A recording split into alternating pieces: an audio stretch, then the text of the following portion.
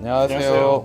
예수유학의 김동민 이사입니다. Yes, 유학의 윌리엄 선생님입니다. 네, 오늘은 바로 이제 보딩스쿨의 ESL 프로그램입니다. 즉, English Second Language라는 건데 상담하다 보면 이런 질문이 많이 받아요. 우리 아이가 ESL을 들으면 학교에서 뒤처져 있는 건가요? ESL 기록이 대학 입시 때 안 좋게 보이나요? 이런 질문 드립니다. Exactly, and this is an incredibly important topic, right? Because many families misunderstand what the ESL program is for, right? They think that ESL means the student is quite weak, he won't be able to adapt and things like that. But in many different boarding schools, ESL is not a punishment, but rather it's a bridge that helps international students move from basic communication or basic classroom adaptation into the real academic English classes with the American students. ESL 단순히 영어를 못하는 애들이 가는 English 레귤러 밑에 있는 반이라고 보면 안 되세요. 수업에서 토론하고 긴 지문을 읽고 에세이를 쓰고 선생님께 질문을 하고 룸메이트와 갈등을 해결하는 영어입니다. 오늘은 이 ESL이 정확히 어떤 프로그램인지, 어떤 학생한테 필요한지, 장단점은 무엇인지, 그리고 대학 입시에 어떤 영향을 줄 수 있는지 좀 말씀드릴 수 있는 시간을 갖도록 할게요.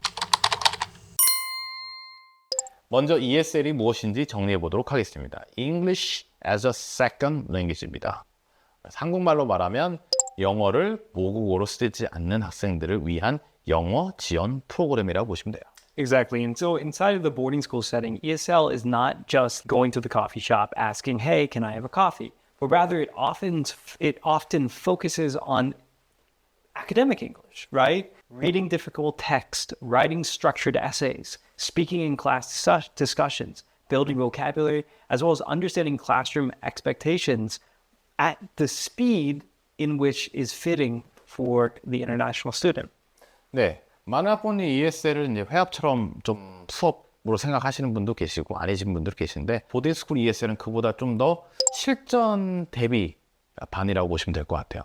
그래서 영어를 수업을 듣고 영어로 사고하고 영어로 과제를 제출하기 위한 훈련입니다. And so a student may be able to speak English socially, right? Have a conversation, but rather once they get into the classroom, they don't feel as confident, right? They're intimidated by the people around them, the speed at which the class is going. They get behind, they can't do their homework, and they start failing, right? And so they may understand casual conversation, for example, but not Shakespeare, U.S. history readings, biology vocabulary, as well as analytical essays. 맞습니다. 그래서 영어로 일상생활에 큰 지장이 없는 학생이더라도 ESL 수강하는 경우가 되게 많고요.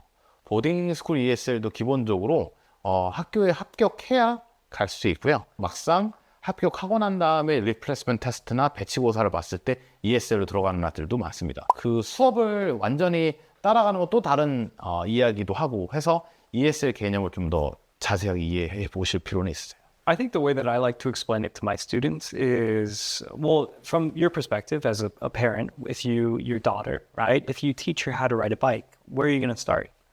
Are you going to put her on a motorcycle and say, go? No. No, you're going to start her with training wheels, right? But you learn very, very quickly, and you then move on to the regular bicycle, right? And then you move on from there to your motorcycle or whatever.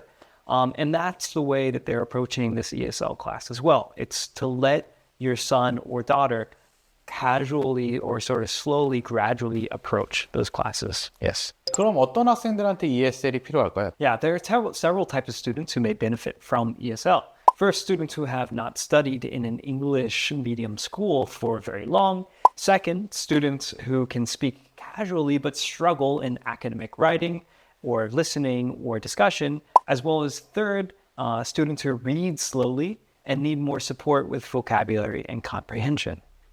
네, 맞습니다. 특히 한국 학생들은 이제 문법 문제나 객관식 시험 그리고 긴 영어 지문을 빠르게 읽고 자기 생각하는 글로 읽는데 좀 어려운 경우가 많아요. 겉보기에 토플 점수도 좋고 영어를 꽤 하는 것 같아서 실제 보딩스쿨 가서는 되게 힘들어할 수 있습니다.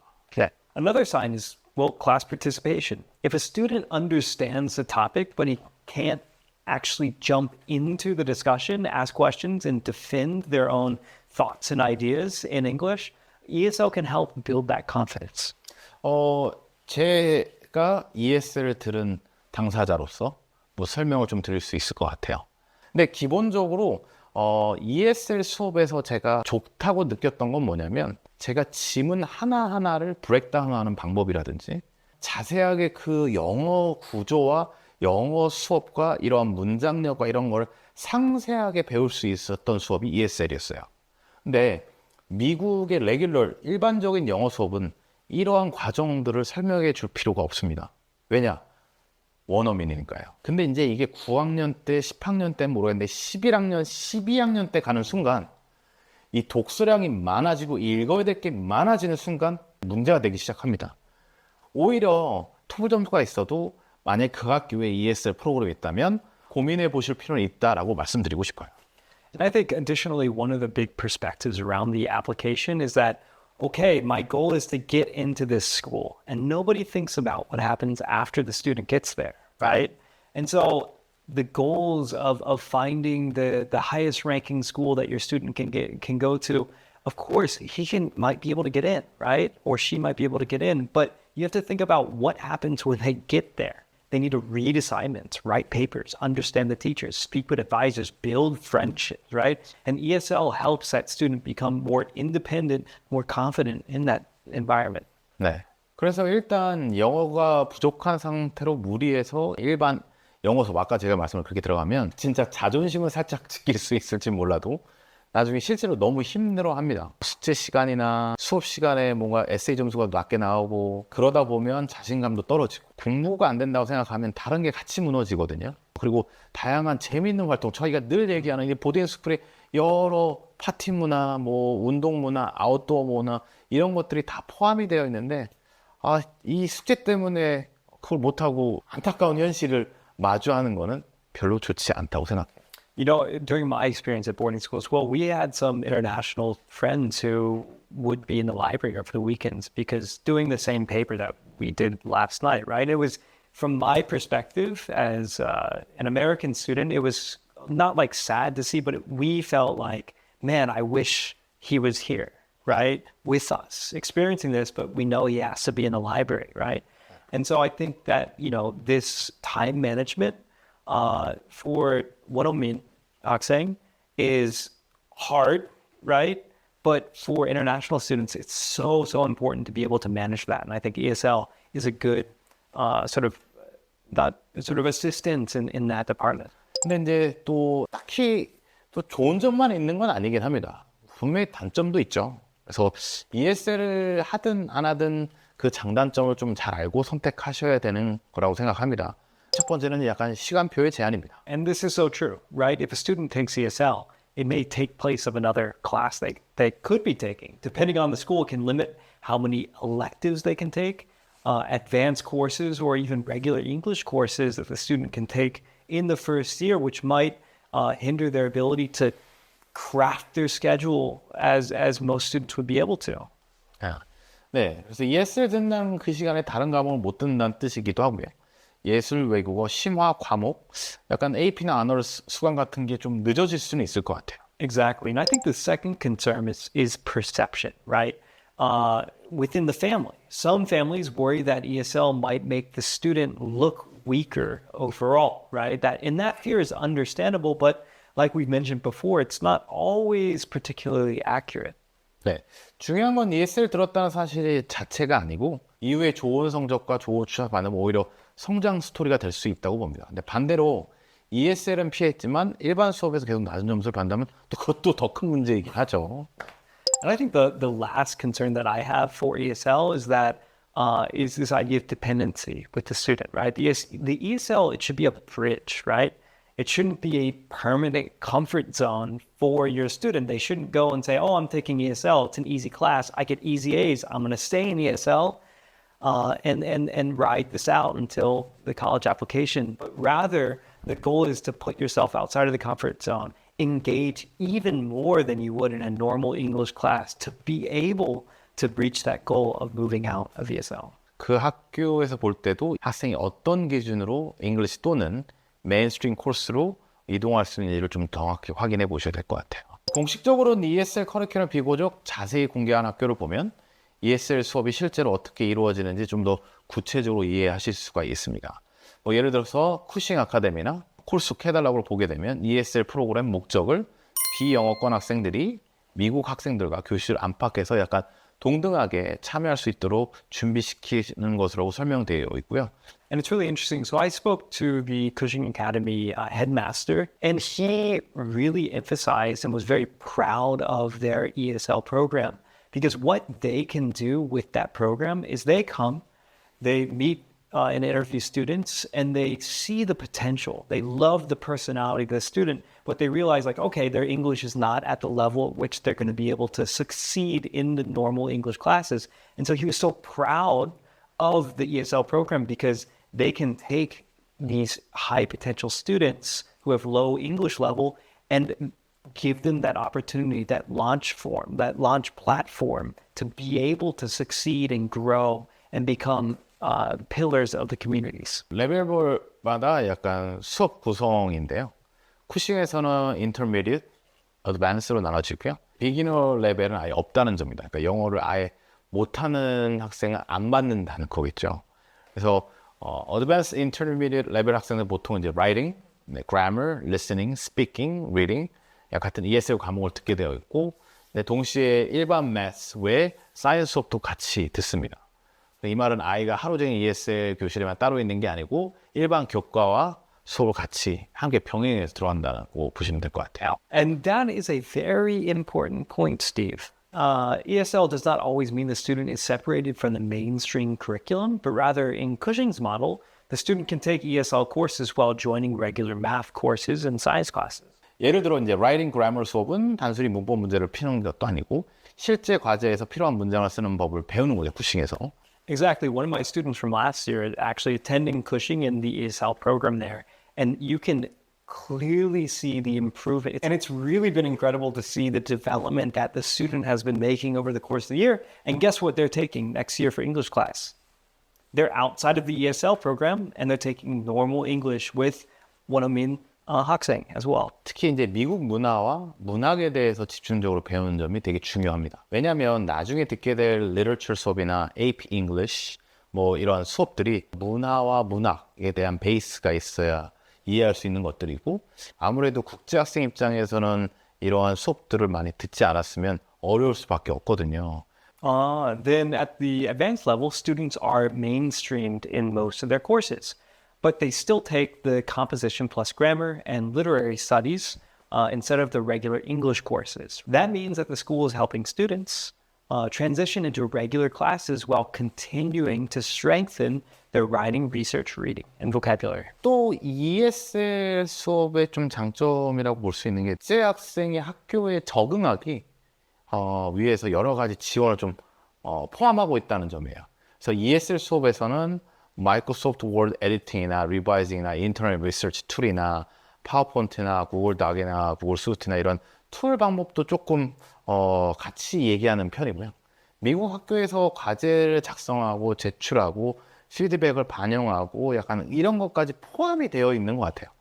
특히나 이제 ESL 교사는 국제 학생들이 좀 흔히 겪을 수 있는 문화적 차이나 이런 것들 도움을 줄 수 있는 전문 인력을 또 채용하시기 때문에 학교에서 국제 학생이 미국 시대에 적응할 수 있는 도와준다는, 저도 그랬으니까요. 그래서 그런 부분들이 되게 큰 강점이기도 합니다. 그럼 이제 ESL 수강 여부는 어떻게 또 정해질까요? 보통 토플, IELTS, 듀오링고 같은 영어 능력 시험 점수, 입학 인터뷰, 라이팅 샘플, 그다음에 학교 성적, 그리고 입학 후에 플레이스먼트 테스트를 좀 종합해서 결정을 하게 되고요. Right, I think it depends on the school, right? Placement is decided at some schools after the student arrives. Cushing, for example, states that international students take listening, reading, speaking, and writing tests during orientation that first week to be able to determine their English proficiency. 토플 몇 점이면 ESL 안 들어도 되나요? 라는 단순히 묻기보다 이제 학교별 플레이스먼트 배치고사 기준을 좀 확인해 보셔야 되고요. 어떤 학교는 점수보다 실제 라이팅, 스피킹을 더 중요하게 볼 수 있고, 어떤 학교는 뭐 입학 후 테스트로 정확하게 배치하는 경우도 있습니다. And please, families should not try to avoid ESL at all costs. The better question is, what placement will help my child succeed during their first year? 처음부터 맞는 레벨을 시작해서 자신감 쌓는 것이 장기적으로 좋은 선택일 수 있고요. Right, and I think ESL itself is not actually a problem in terms of the college admissions, but rather, well, because colleges understand that international students may need language support when they first enter an American school. Not taking an ESL course does not work as proof of English proficiency. 네.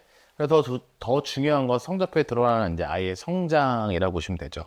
9학년이나 10학년 초반에 ESL 듣고 이후 잉글리시 수업으로 올라가고 점점 더 어려운 수업을 좋은 성적으로 수강을 하면 이 학생의 성취도나 학업에 대한 열정을 그 무엇보다 뚜렷하게 보여줄 수도 있고요. ESL 수강하던 레벨 학생이 축성장애 5점을 받았다는 건 학생이 어려운 상황에서 역경을 딛고 극복했다는 걸 확실하게 보여주는 그만큼의 가치가 더 있는 거니까요. What colleges do not want to see is a student who remains unable to handle the academic English after several years, right? Because it means that they would fail in college too. If the student stays dependent on language support and avoids rigorous courses, then that may raise concerns. 네, ESL 자체보다 중요한 건 엑시스입니다. 언제 ESL 나와 일반, 영어, 언어, AP, 잉글리시 또는 높은 수준의 휴머니티 코र्스를 이용할 수 있느냐가 중요하고요. 영어 도움을 받을 수 있을 때 확실하게 받고 그 이후에 학교에서 수강할 수 있는 가장 상위의 수업까지 도달한다면 ESL 수강은 전혀 문제가 되지 않을 것 같습니다. Exactly, and this is the exact same trajectory that we believe in terms of senior boarding applications as well. 6th grade, 7th grade, 8th grade, you want to see that upward trajectory, not the downward trajectory. 올해 영어가 부족한데 ESL을 피하다가 수업에서 CD 이런 낮은 성적을 받는 것이 상당히 위험합니다. 대학 입시에 가장 중요한 자료는 고등학교 성적하고 학과목이니까요. 그래서 오늘 내용을 다시 한번 정리를 하자면 ESL은 영어가 부족한 학생을 낮춰보는 프로그램이 아니고요. 보딩스쿨에서 영어로 수업을 듣고 과제를 하고 친구들과 생활을 하기 선생과 소통하기 위한 준비 과정입니다. Exactly. So do not choose or avoid a school simply because of the ESL program, right? Ask better questions. What does the program teach? What support exists outside after ESL? So the real goal is not to look perfect on day one, but rather the real goal is to become a ready, confident, and successful student over time. 어떤 구조가 어떤 학교 어떻게 되는지 저희한테 또 상담이나 문의 주시면 제가 또 자녀에 맞는 길을 함께 고민해 드릴 거고요. 오늘 영상이 상당히 많은 도움이 되셨길 바라고요. 또 구독하고 좋아요하고 댓글까지 해주시면 상당히 저희 큰 힘이 될 것 같습니다. 다음에 또 좋은 주제로 해서 찾아뵙도록 하겠습니다. 여기서 인사드리도록 하겠습니다. 감사합니다. 감사합니다. 먼저 ESL인지 다시. And so it's been incredible to see how that student has developed. And guess what class he's taking next year? I don't want it back. And it's been